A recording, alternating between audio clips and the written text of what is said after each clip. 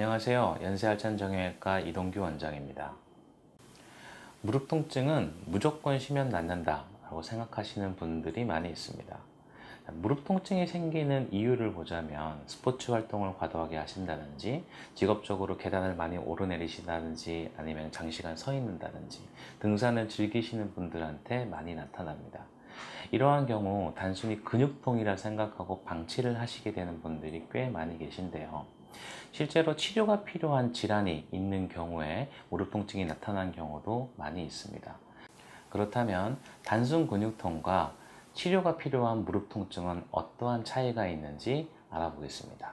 근육통의 경우는 그 통증이 한 군데에 집중되는 경향이 있고, 충분한 휴식만으로도 좋아질 수 있는 그런 특징이 있습니다. 또한 얘네들이 한번 아프고 다시 낫게 되면 다시 재발되는 경우는 그렇게 많지는 않습니다.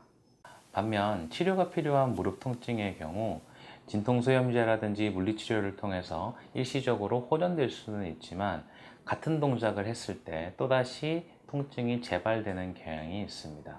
또 열감이라든지 붓기 등이 생길 수가 있고요.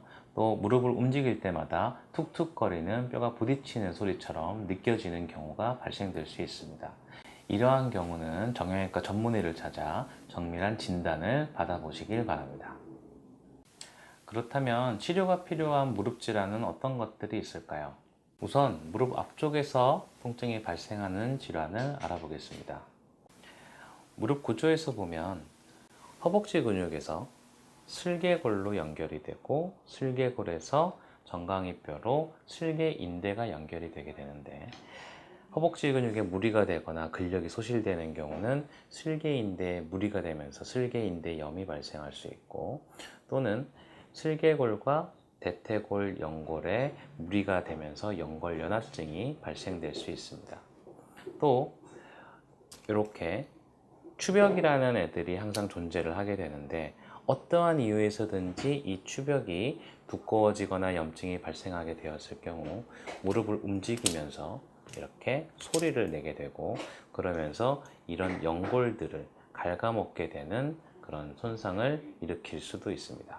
무릎 관절 속 구조에서 보면 전방 십자인대가 이렇게 존재를 하게 되는데, 얘는 우리 무릎에서 전방 안정성을 담당하게 됩니다. 근데 전방 십자인대에 손상이 있는 경우 여기에서 불안정성이 생기면서 무릎 전방으로 통증이 나타날 수 있습니다. 반대로 무릎 뒤쪽에서 통증이 있는 경우는 이 무릎 안에 보면 이렇게 반월상 연골판이 무릎과 무릎뼈 사이에 껴져 있게 되는데, 주로는 이렇게 우리가 무릎을 많이 구부리는 동작에서 이렇게 압박이 가해지면서 손상이 되는 경우들이 많이 있습니다. 그래서 뒤쪽 손상이 훨씬 더 많고, 주로 뒤쪽에서 파열이 된 경우에는 뒤쪽으로 통증이 나타날 수 있습니다.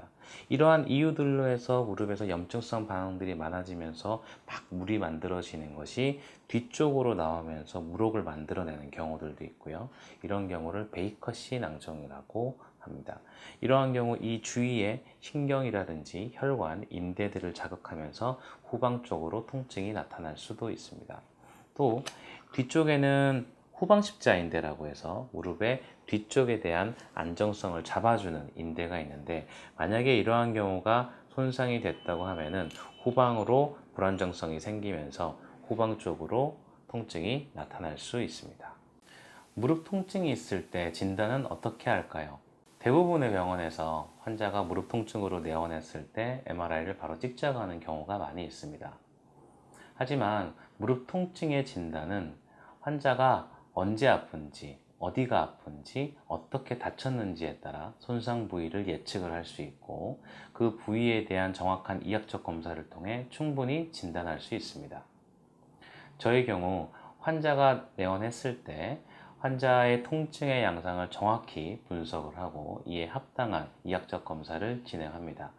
그리고 MRI가 필요한 사람들 경우에만 MRI를 권유하고 있습니다.